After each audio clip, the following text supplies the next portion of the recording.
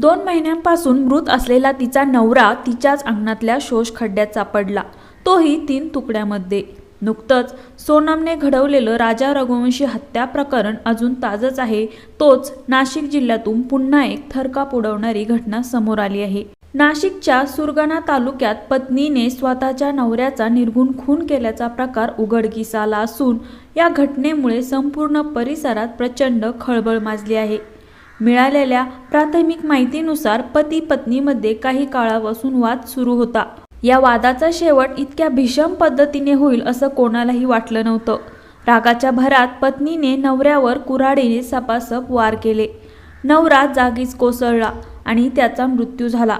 मात्र हे इतक्यावरच थांबलं नाही। त्यानंतर आरोपी पत्नीने नवऱ्याचे शरीर तुकडे करून ते गोणीत भरून शोष खड्ड्यात पुरले। तब्बल 2 महिन्यानंतर हे गुपित उघडकीस आलं। आता या घटनेत नेमकं काय आणि कसं घडलं हे सगळं बघूया आपण आजच्या या व्हिडिओमध्ये। नमस्कार, मी आरती, तुम्ही बघताय विषय चौकातला। तर घडलं असं की सुरगाणाच्या माळगोंदा गावातील 42 वर्षीय यशवंत मोहन ठाकरे हे मागील 2 महिन्यांपासून गायब असण्याची तक्रार त्यांच्या वडिलांनी मोहन मंगळ ठाकरे यांनी पोलीस ठाण्यात दाखल केली होती। यानंतर पोलिसांनी नातेवाईक, शेजारी आणि शेजारील गावामध्ये त्यांचा शोध घेतला। 2 महिने झाले तरी त्यांचा काहीच पत्ता लागत नव्हता। यशवंत यांची पत्नी वय वर्ष 38 प्रभा यशवंत ठाकरे हिने पोलिसांना दिलेल्या माहितीनुसार यशवंत हे 14 एप्रिल 2025 रोजी घरातून मजुरीसाठी गुजरातल्या बिलीमोरा येथे गेले होते। एवढेच नाही तर तीही काही दिवसांनी बिलीमोरा येथे मजुरीसाठी निघून गेल्याचं तिने सांगितलं। यशवंत यांचे आई वडिलांना वाटत होतं की मुलगा कुठेतरी कामावर गेला असेल, म्हणून काही दिवसात तो परत येईल या आशेने ते वाट बघत होते। पावसाळा सुरू झाला तरी तो घरी परतला नव्हता। शिवाय त्याच्यासोबत काही संपर्कही होत नव्हता, म्हणून त्यांच्या वडिलांनी पोलिसात तक्रार दाखल केली। आणि याच दरम्यान सासू सासऱ्यांना एक गोष्ट खटकत होती, ती म्हणजे नवरा 2 महिन्यापासून गायब असूनही ही प्रभा मात्र शांत होती। तिने पतीची शोध घेण्याची कोणतीही इच्छा न दाखवता स्वतः मजुरीसाठी ती निघून गेली होती। यामुळे घरच्यांचा तिच्याबद्दल संशय अजूनच वाढला। शिवाय एक दिवस घराच्या ओसरीवर खोदलेला खड्डा आणि त्यावर शेणामातीनं सारवलेला सडा पाहून यशवंतचे वडील मोहन ठाकरे यांचा संशय वाढला। त्यानंतर त्यांनी थेट पोलिसांकडे आपल्या सुनेविरोधात म्हणजे प्रभा यशवंत ठाकरे हिच्या विरोधात तक्रार दाखल केली। पोलिसांनी लगेच प्रभाला तपासासाठी पोलीस ठाण्यात आणलं। शिवाय त्याच दिवशी मोहन यांना ज्या जागेवर संशय होता ती जागा देखील खोदण्यात आली। मात्र त्यावेळी काहीच सापडलं नाही।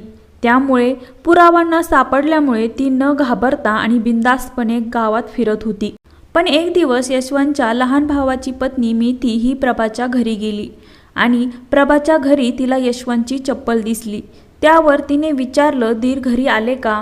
यावर प्रभाने काहीच न बोलता चप्पल झटकन मांडीखाली लपवून तिच्याशी गप्पा मारायला सुरुवात केली। तिचं असं वागणं बघून मैथीला अजून संशय आला व तिने लगेच ही गोष्ट उत्तमला सांगितली। सायंकाळी उत्तमने घराच्या मागे असलेल्या शौचालयाच्या शोष खड्ड्याजवळ जाऊन बघितलं। तेथे कुजलेल्या मृतदेहाचा खूप घाणेरडा वास येत होता। त्याने थोडी माती बाजूला करून बघितली तर त्यात त्याला एका मृतदेहाचे अवशेष दिसून आले आणि उत्तमने लगेचच ही गोष्ट पोलिसांना कळवली। पोलिसांनी तातडीने घराजवळच्या शोष खड्ड्याजवळ शोधायला सुरुवात केली आणि त्यांच्या उपस्थित तिथून मृतदेहाचे 3 तुकडे बाहेर काढले आणि प्रभाचं सगळं गुपित बाहेर आलं। या घटनेला जवळपास 2 महिने होऊन गेल्यामुळे मृतदेह खूप कुजलेला होता आणि त्यामुळे फक्त यशवंतच्या हाडाचा सांगाडाच उरला होता। प्रभाने यशवंत यांची मान, धड व हातपाय अशा 3 भागात शरीराचे तुकडे करून गोण्यामध्ये भरले होते। हे तुकडे तिने थेट शोष खड्ड्यात टाकले। मृतदेहांचा वास येऊ नये म्हणून तिने फोरेट व इतर औषधे त्यामध्ये टाकले होते। त्यावर माती, मुरुम व प्लास्टिकच्या पिशव्या टाकून खड्डा बंद केला होता। पोलिसांनी जेव्हा तिला ताब्यात घेतले तेव्हा चौकशीत तिने धक्कादायक कबुली दिली। तिने स्पष्टपणे सांगितलं की मीच माझ्या नवऱ्याचा कुऱ्हाडीने खून केलाय। तिने हे देखील मान्य केलं की तिने यशवंतच्या मृतदेहाचे 3 तुकडे केले होते। पण आता तुम्हाला प्रश्न पडला असेल की प्रभाने तिच्या नवऱ्याचा एवढा निर्घृण खून का केला असेल? तर त्याचं काय झालं, 14 एप्रिल 2025 रोजी दुपारी यशवंत ठाकरे हा नेहमीप्रमाणे दारू पिऊन घरी आला होता. प्रभाने त्याला प्रेमाने जेवायला वाढलं, पण नशेत बधीर झालेल्या यशवंतने ते जेवण रागाच्या भरात फेकून दिलं. त्यानंतर त्याने प्रभाला मारहाण करत शिवीगाळ करायला सुरुवात केली. हा प्रकार वारंवार घडत होता, पण त्या दिवशी प्रभाच्या संयमाचा बांध तुटला. सततचा त्रास सहन करत आलेल्या प्रभाने अखेर संतापाच्या भरात घरातील कुऱ्हाड उचलली आणि यशवंतच्या डोक्यात घाव घातला आणि रक्ताच्या थारोळ्यात पडलेल्या यशवंतचा जागीच मृत्यू झाला. तर त्यांची रोजची भांडणं इतकी टोकाला गेली होती की बायकोने नवऱ्याचा जीवच घेतला. आज प्रभा पोलीस कोठडीत आहे, तर यशवंत याचा जीव गेलाय. तर या दुष्यम स्टाईल हत्येने पूर्ण नाशिक हादरलंय. सगळीकडे हीच चर्चा चालू आहे.